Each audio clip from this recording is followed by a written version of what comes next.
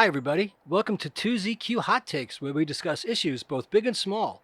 I am your host, the very handsome Tim Kirk, and this time I'll be talking about looking forward to the reopening of New York City. I am looking forward to the reopening of New York City, while also liking a few of the things we have adopted during the pandemic. Eating in. We eat less fat, salt, carbs, and unhealthy additives at home than when we eat out. As a few recent reports cite, we spend less because we are preparing meals at home and not eating out.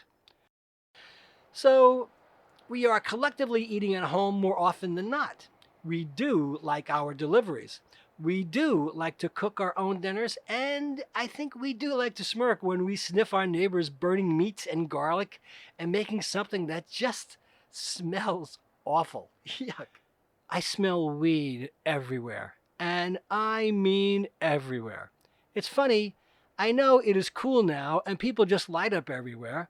Okay, that's great, but at work?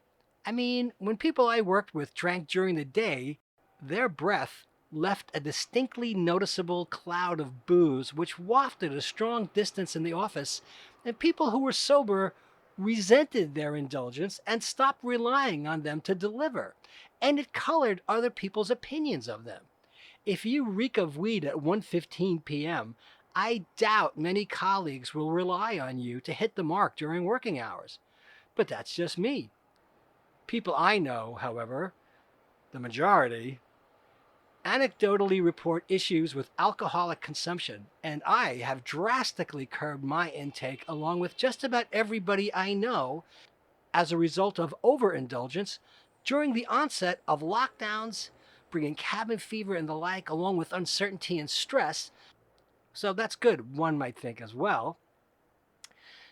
I do look forward to not wearing masks, but I also like wearing masks to stave off the flu, having had the flu 2 years in a row and almost perishing 1 year.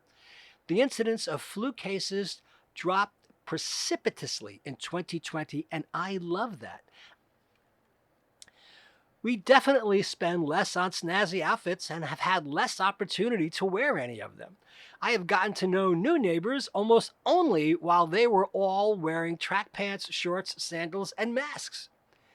People I know are reluctant to come into the city and or use mass transit, and I think it might carry over a bit until after any resurgence of COVID infections subsides based on people's return to the workplace and when they go out after work.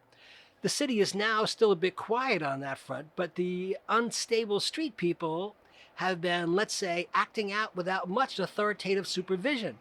It appears to me that in many instances, they have been off their meds. I think a lot of the social services have been overwhelmed. I know of at least 9 street people who would congregate at a few fixed points during the day and evening who I last saw over a year ago. And they were all swigging from the same bottle. And I thought they were all going to infect each other and they were doomed. They have all vanished, and I can only assume the worst. The few that I do recognize all seem to have drastically altered countenances, and they look like they have either not received, stopped taking, or have combined their meds with available substances which are easily abused. They do look disturbed. At night, since the city is much quieter than it has been, the unstable street people have had pretty much free rein to act out, and judging by my personal experiences going out at night, as briefly as I have, and from notifications I receive from the Citizen app, they quite often become violent.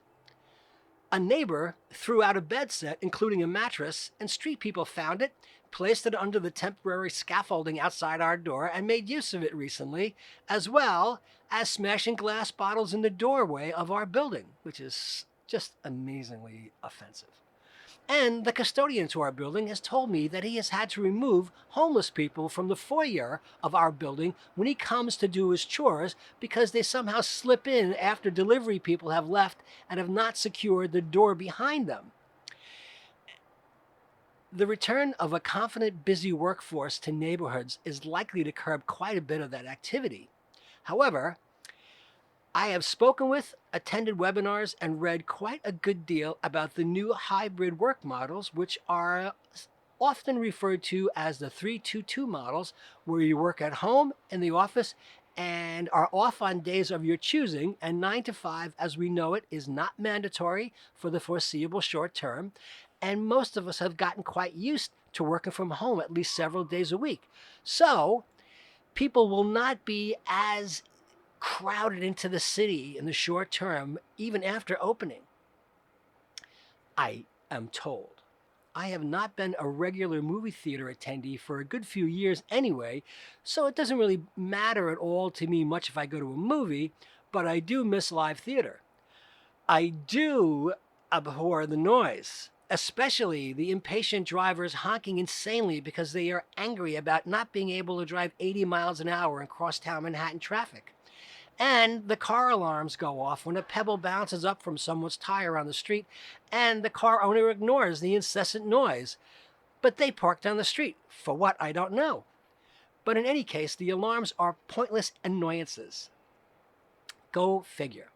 There is so much to deal with and so much to reconcile that we have either adopted or just dropped, and to recognize the actual cultural shift that has taken place is going to be something we need to deal with. We're coming back, but I think the trajectory has quite distinctly changed the same well-worn routes, patterns, and behaviors that have shifted. Some are welcome, and some are challenging.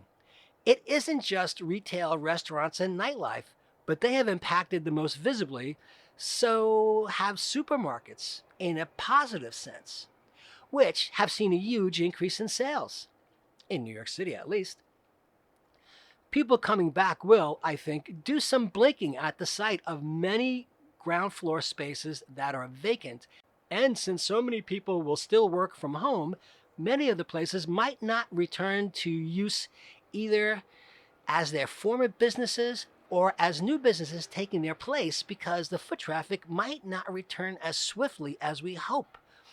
But I could very well be wrong. We do have a lot to contend with, from virtual meetings to transportation to blowing off steam to just enjoy freely being in the company of others. I am particularly interested in workplace culture because, as far as I have experienced it, when people succeed at anything, it is a natural desire to strut, to crow, and to socialize. We love to bang on the drum and toot our own horns. So here's to May of 2021. Be safe, be motivated, be engaged, and be well. Thanks for listening. See you next time. And as the kiddies say, peace out.